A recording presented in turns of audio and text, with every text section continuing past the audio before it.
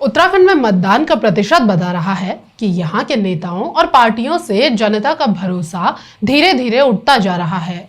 लोग अब नेताओं की बातों पर उतना भरोसा नहीं करते जितना पहले देखा जाता था। इसका सबसे बड़ा कारण है नेताओं का जमीन से दूर होना। भाजपा के नेता जहां अक्सर राष्ट्रीय मुद्दों पर ही बात करते दिखाई देते हैं, स्थानीय मुद्दों को उतनी तवज्जो मिलती दिखाई नहीं देती, तो कांग्रेस सिर्फ भाजपा पर हमला करते हुए सत्ता में आने के बाद यही बीजेपी करने लगती है। मतलब दोनों पार्टियां लगभग एक ही ढर्रे पर चलती दिखाई देती हैं। बीजेपी के राज्य स्तर के नेता भी अपनी सरकार से ज्यादा केंद्र सरकार के कामों का श्रेय लेते दिखाई देते हैं, जबकि जनता को उनकी बात करने वाला नेता चाहिए, क्योंकि राज्य की सरकार का दायित्व सिर्फ प्रदेश के लिए है। लेकिन स्थानीय मुद्दों से दूर होते हमारे प्रदेश के नेताओं को यह समझ नहीं आ रहा कि उनका ऐसा व्यवहार उनको जनता की नजरों से दूर कर रहा है। इसको समझने के लिए आप चुनावी आंकड़ों से भी समझ सकते हैं। 19 अप्रैल को जो चुनाव 21 राज्यों और केंद्र शासित प्रदेशों में हुआ, और इस बार इन 21 राज्यों में उत्तराखंड का वोट प्रतिशत के मामले में 19वां स्थान रहा। इससे पहले भी 2019 के लोकसभा चुनाव में भी देश के 36 राज्यों और केंद्र शासित राज्यों में उत्तराखंड का 31वां नंबर था। हिमालयन राज्यों में जम्मू कश्मीर के बाद उत्तराखंड में सबसे कम वोट पड़े थे। चुनाव आयोग ने भी बहुत कोशिशें की, लोगों को शपथ दिलाई, कई कार्यक्रम चलाए, बावजूद इसके 5वां गियर लगने के बजाय रिवर्स गियर में वोटिंग चली गई।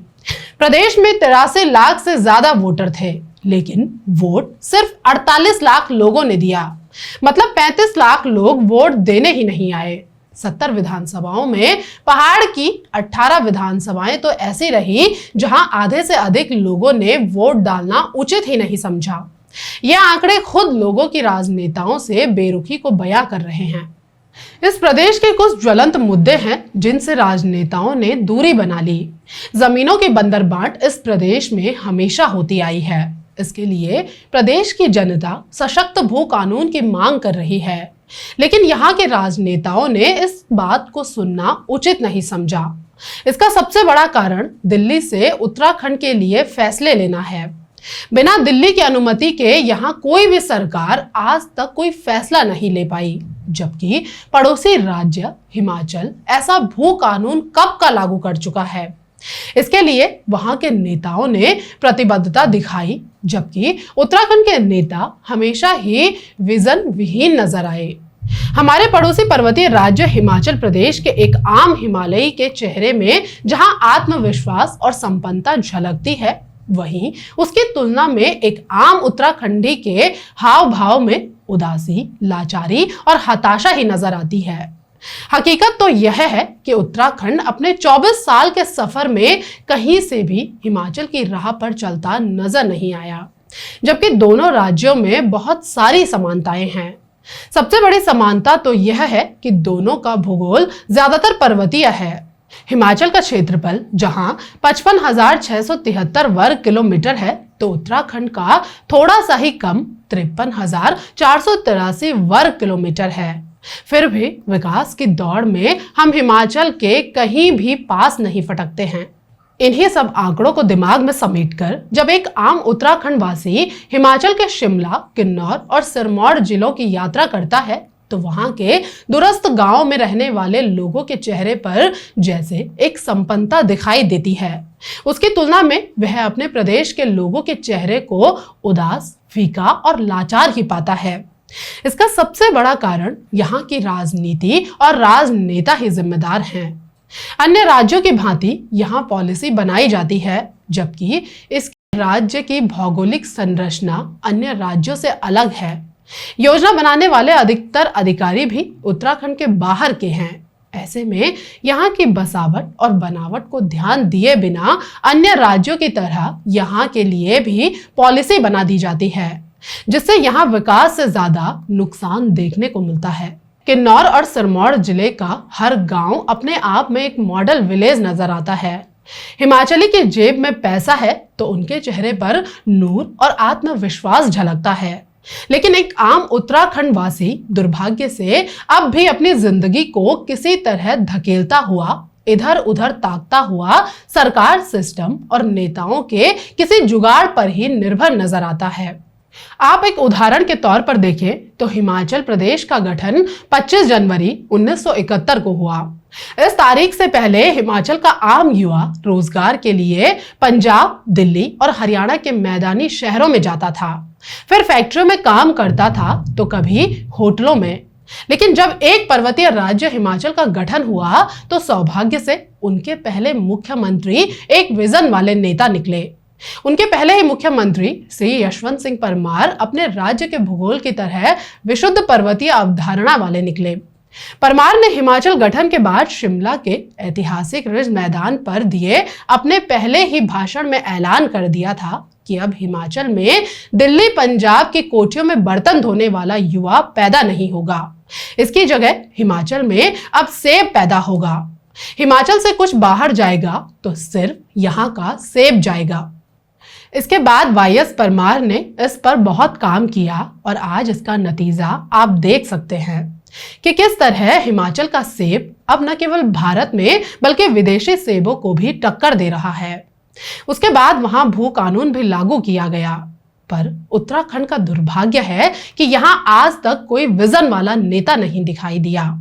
राजनीति प्रदेश में इतनी हावी है कि युवाओं के भविष्य पर भी इसका असर देखने को मिल रहा है।